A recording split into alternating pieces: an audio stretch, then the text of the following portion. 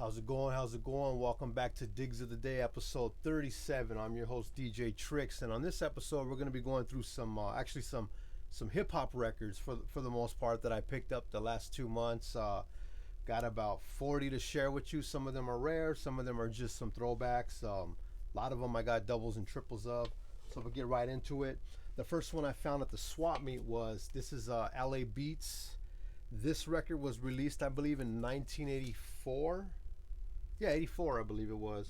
I remember buying it. It was $3.99. I bought it at Warehouse. I've got two other ones. And I was like stoked out because it had all these songs on here. It has Rockberry Jam by LA Dream Team, 808 Beats by Unknown DJ.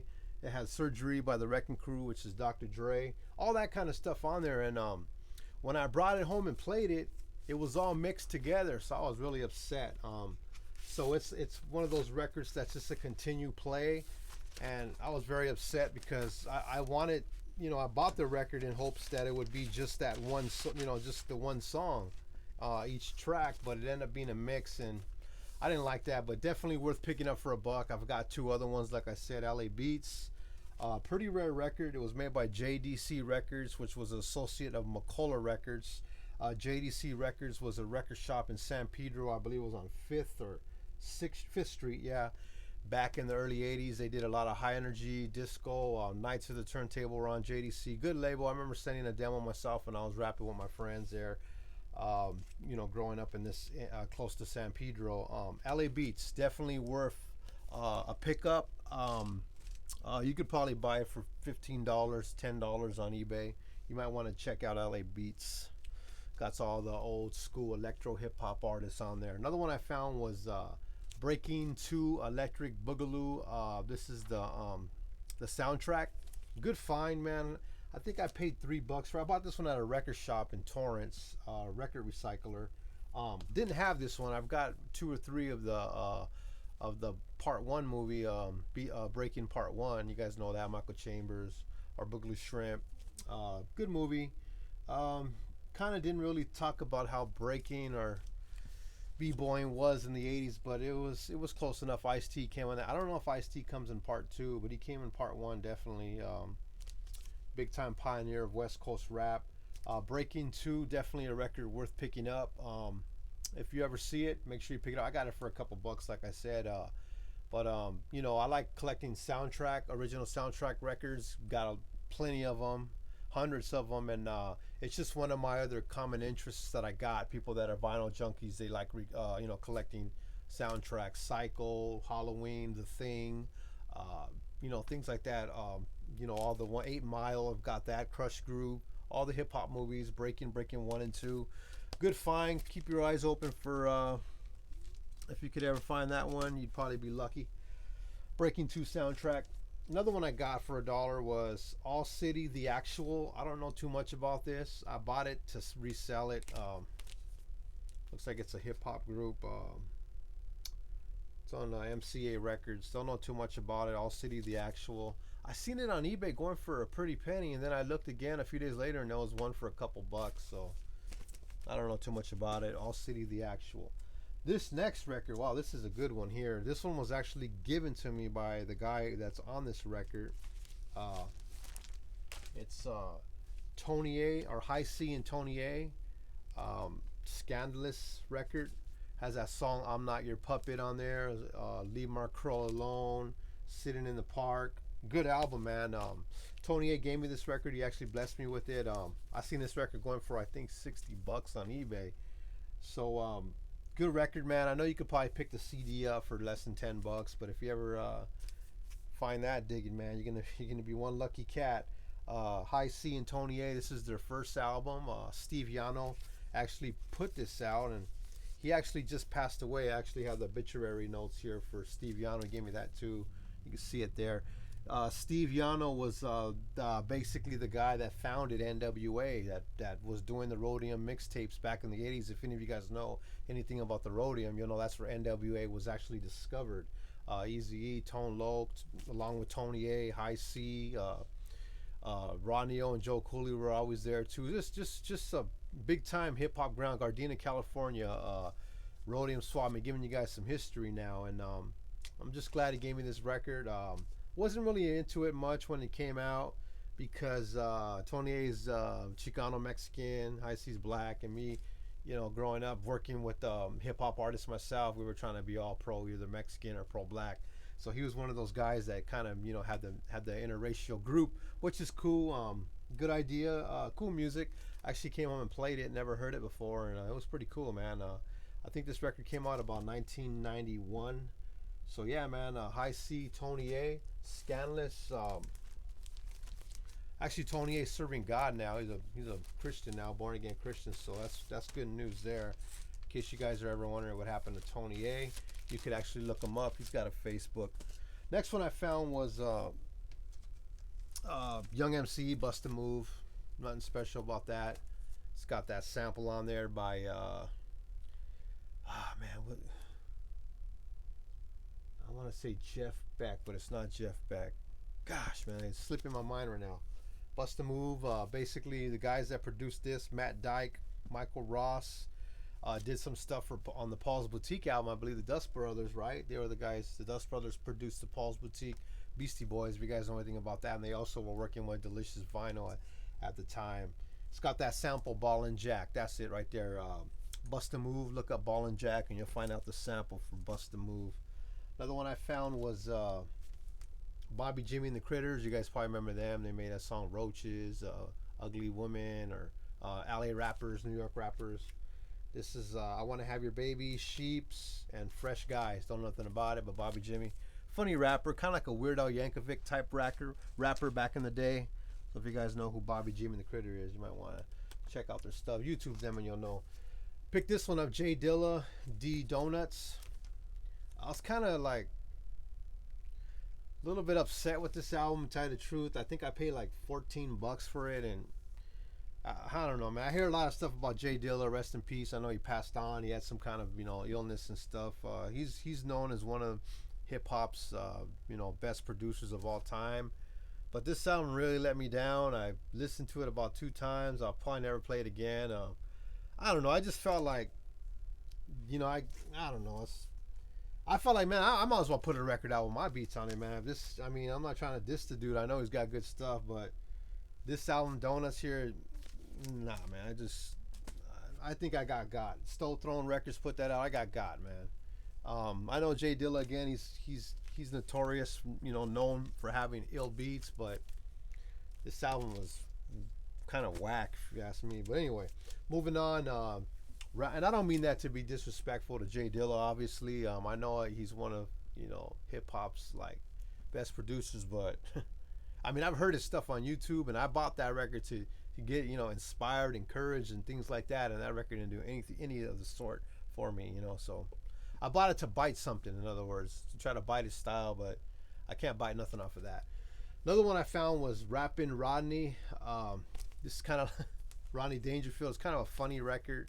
I was there at the mall, I think Book Off, and I pulled this record out, and some white guy was like, "Man, you got the best record out there. You want to give me? I'll buy it off you." I was like, "Nah, this one's going home with me." Rapping Rodney, don't know much about it. It's kind of a goofy record, but it is what it is. Add that to my collection. Another one I found was M Boogie The Beatdown. Just talking about Jay Dilla. Now this record right here, M Boogie The Beatdown, this actually encouraged me. That record right here, and I think I got this for $3 at Book Off, and this is like a breakbeat record itself. This record actually, look it up, YouTube it. This one actually was pretty tight. I was actually impressed with this record right here, M Boogie The Beatdown. Another one I found was Warren G. I Shot the Sheriff. I basically bought this to resell it. Can't stand looking at it. No disrespect to Warren G. I loved his first album, but after that, Another one I found was Z-Rock Records. You guys may know this stuff, Scratch Party. This is Scratch Party 2. I actually got a couple of these. I got all of them up there, but the Scratch Party compilations that came out in the 80s were bootleg records. Actually, these are one-sided records, and these are actually, I believe, the first one-sided record there. First records were a record was made with they made a record off a record. Like this, basically, in other words, these records are just comprised of all other records. It's just like a mix of songs like Michael Jackson and Cyndi Lauper and African Mabata, So Sonic Force, stuff like that. Rockwell, I always feel somebody's watching me.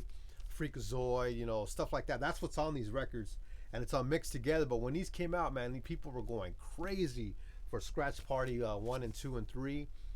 People were, booming with their boom boxes. They had the cassette tapes, and they would break dance to these things. And I remember getting them, and I was like, dude, this is. I actually have something that means something. Finally, a record that means something. And I bought this again for $1. I got 3 or 4 other ones in there. The prime cut ones too. You guys might know those. But anyway, Scratch Party 2, look them up. They're very rare.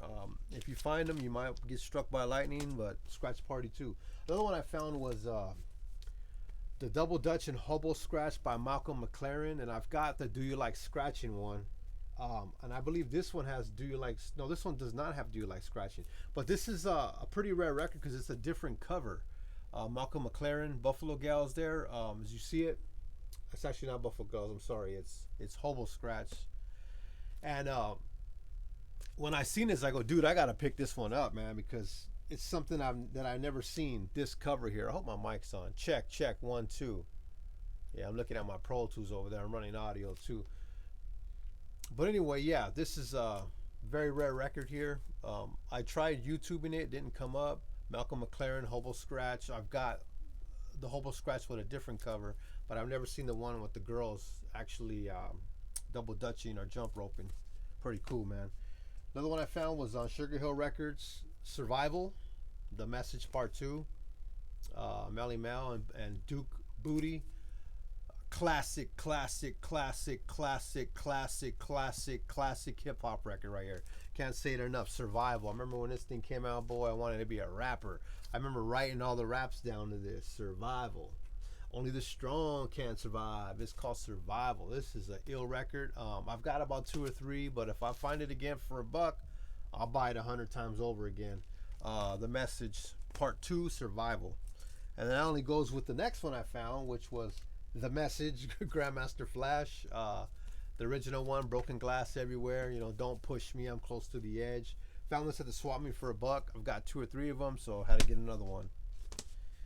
Another one I found was the first ever battle. Like, people are talking about these battles that are going on right now with Drake, or they talk about the battles that went on with NWA and Ice Cube, and KRS-One and MC Shan. But this is the first battles where obviously Kumo D, and Busy, they used to battle. But this is Busy B. But this is one of the first ones to me in my generation, me being 43, was the Roxanne and Roxanne Shante and UTFO battles. And this is a kickoff of it, which was Roxannes Dr. And I remember they made so many Roxannes. They had Roxanne's a Man, the parents of Roxanne, or the grandparents of Roxanne. They had, I think it was the parents of Roxanne, I'm sorry. They had Roxanne's Doctor. Man, there was so many Roxannes. I don't think I have them all, but that's going to be one of my pet peeves, is to try to get every single Roxanne record they ever made. And this one's pretty cool right here, man. Roxanne's Doctor. Trying to chase down all the different 12 inches of Roxanne would be something that would be very difficult to do. I know you could find some on Discogs and eBay, but you're not going to find them all, because there was a lot that were made that were only made of 100 of. So good luck with that. Another one I found was Latin Active, Lighter Shade of Brown. You guys probably remember Lighter Shade of Brown from, I think they're from Rubidoux, Riverside area. Kind of like that Latino or Latin rap, Lighter Shade of Brown. Another one I found was one of the guys that goes down as the all-time top 3 artists or MCs. Now, if I'm going to give you guys a hint and ask you who was one of the top 3 all-time MCs, who are you going to say that it was? Some of you guys are going to say it was Biggie or Tupac, or, but going down as one of the top 3 would obviously be Rakim. And this is Microphone Fiend when he was with Eric B and Rakim. Eric B, I remember when he first came out with Eric B as president and Check Out My Melody. That's when I was deep into hip hop. That was my hip hop was my life. I think that was 1985 when they came out with Check Out My, again, the 12-inch Check Out My Melody, and our Eric B's president, Check Out My Melody.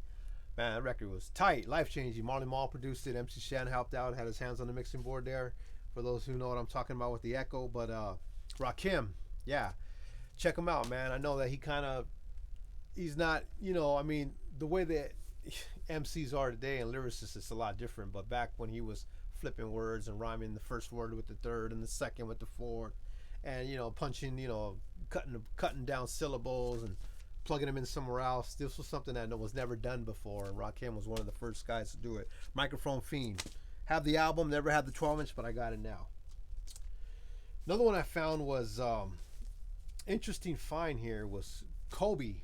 Kobe Bryant actually made a couple records, and this is the one he did with Tyra Banks. Never even played it. Thug Poet, and then Kobe K.O.B.E. Never heard it, but I'm sure some of you guys may know that Kobe actually took his shot at rapping. This was made in 1999, so this is when they were actually the world champs at that time. So Kobe, you guys know Shaquille O'Neal made a couple of records. So Kobe Bryant made some too. This is gonna be a good album to keep on right now. Hold on to. I would like to see if I ever seen Kobe or know where he's gonna be, take this and have him sign this record instead of having him sign a jersey, a basketball card. I'll have him sign the record. That might be pretty interesting. Another one I found, speaking of basketball, was The Unbeatable Dream. Hakeem Olajuwon, I believe it is. Cool record, man. This one's sealed, and I found this at Book Off for $1, and man, for some reason I thought this record was going to be worth a lot of money. If you guys know who Hakeem Olajuwon is, I think he played with Houston Rockets, right? Back in the 80s, but cool looking record, man, and it wasn't really worth anything. It's on McCullough Records, so this was basically the transition period of Los Angeles when it went from techno hop, McCullough and JDC dying out, to Los Angeles, West Coast being saturated with underground gangster hip hop or gangster rap. And this was before that era. Some of those other ones I shared, the LA Beats, was before the gangster rap era, before Mixmaster Spade and Toddy T and Ice-T turned gangster. It was more or less hip hop. Hakeem Olajuwon, cool record to have though, man. I'm glad I found it. It says proceeds went to the Lupus Foundation here. That's interesting. Lupus is disease. Some of you guys may have heard of it, but it says that he was donating some of that money to that. So it's a good record right there to actually find. Whoa, man, the next one is probably one of the most, man, this is a good record right here. You guys may not know what it is. I'll give you a hint. But this record right here, life-changing record, man, when this came out. Life-changing record. Producer Rick Rubin. This is the License to Ill Beastie Boy record. Man, this record right here changed my life. I remember when it came out. Check it out. I've got about 2 of them, but anytime I see it, I don't see it often. Actually, I never see it. This one had a sticker that said "Property of Melissa," so I think the guy gave it to me for $4, $3. But dude, I actually heard they reprinted it, some bootlegs with a double LP. They had some bootlegs on there, but I'm gonna pick that one up. They wanted like $99 for it. But this one here, man, this life-changing record. I remember when Def Jam was on top at one point, and this record actually, they had a song Paul Revere where they spun the beat backwards. No one's ever done that before in hip hop. It was the first time. Then they had that song "It's a New Style" where they had the double beat, the boom boom boom. Ka. To me, when I heard it, I go, "This is sick. This is wiggity whack dope." Like, and like if you get a chance to, if you never really tripped on their music, you gotta trip on it. This is kind of like one of those things where you don't know what hip hop is until you heard this album. This was the best-selling album at one time. It took white boys to come out and make hip hop what it is basically today. And as a side note, the Beastie Boys were the longest hip hop group to stay together throughout all the years. It actually took cancer to kill Adam Yout, which was the founding member of the Beastie Boys. This guy right here, Adam Yout, MCA. The only thing that broke these guys up was cancer, and that's sad when you think about it.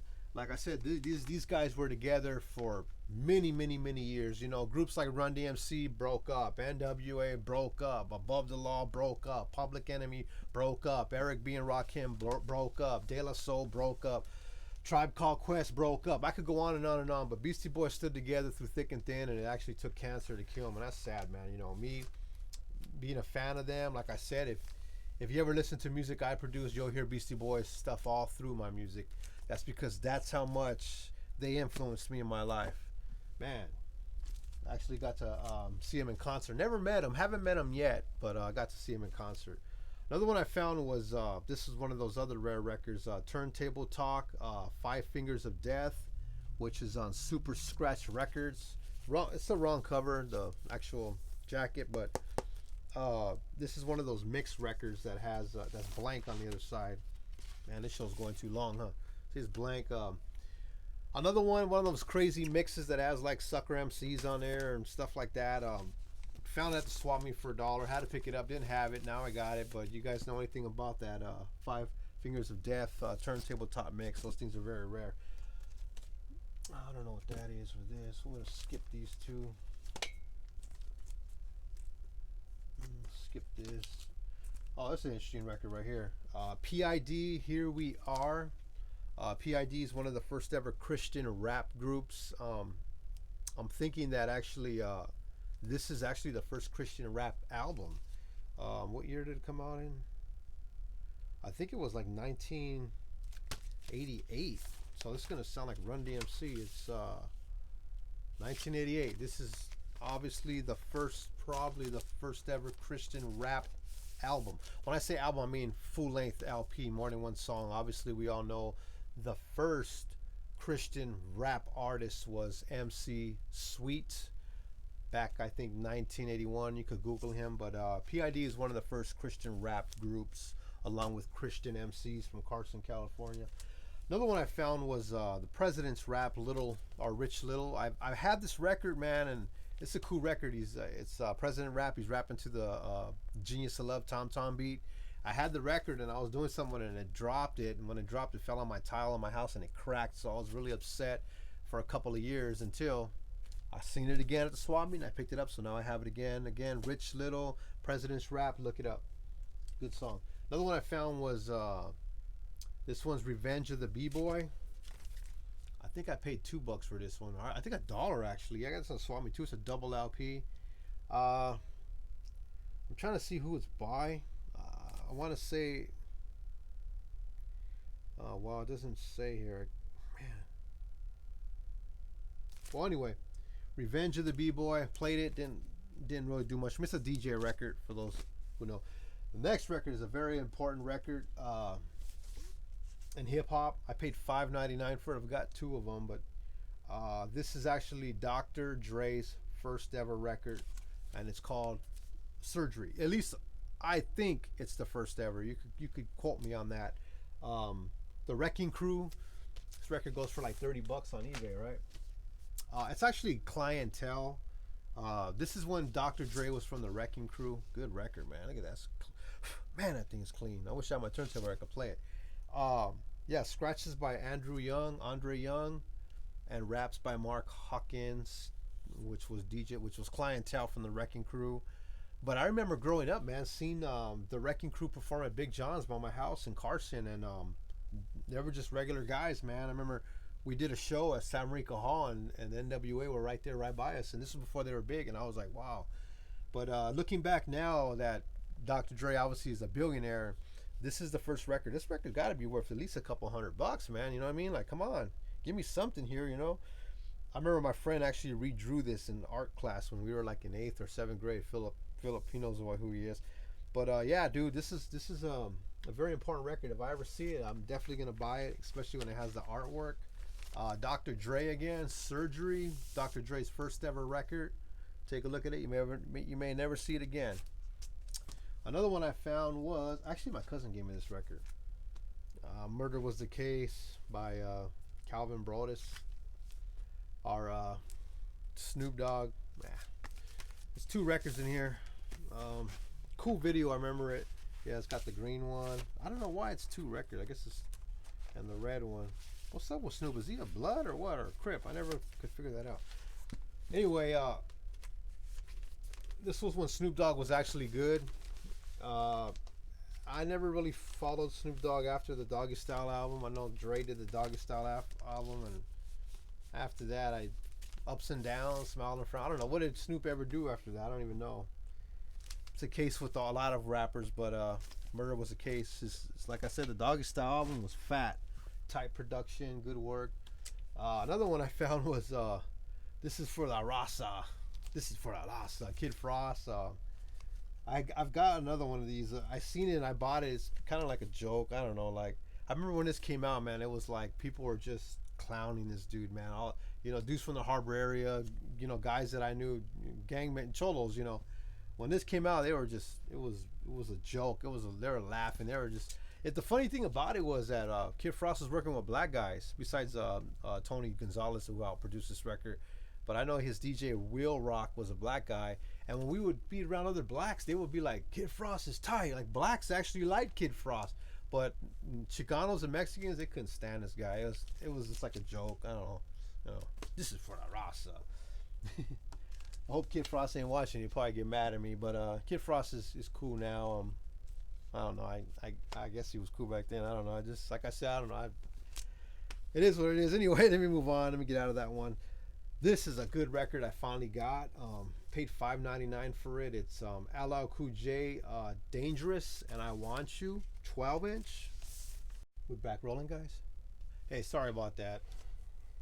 Something happened with the camera. Anyway, next one I picked up was classic hip hop joint. Finally found it. Never had it. Have the album. Dangerous and I Want You, 12-inch, LL Cool J. Don't need to say any more than that.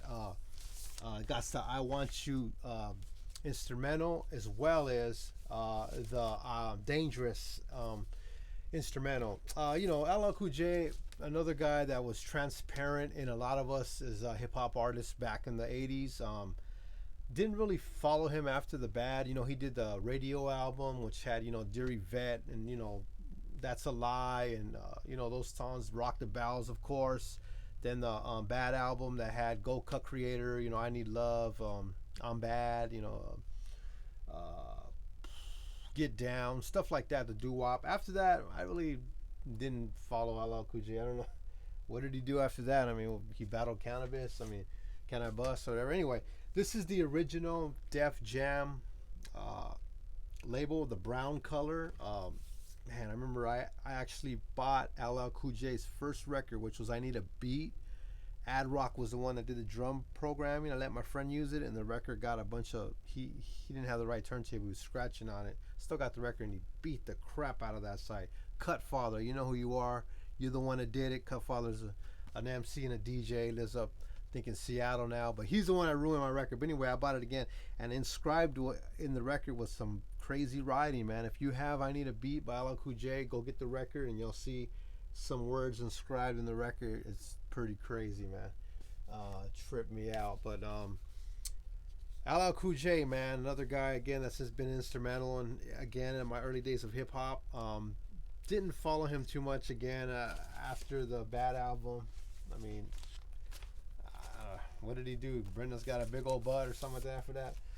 But this one right here, glad I finally found it. Another one I found was Big Daddy Kane, Cause I Can Do It Right.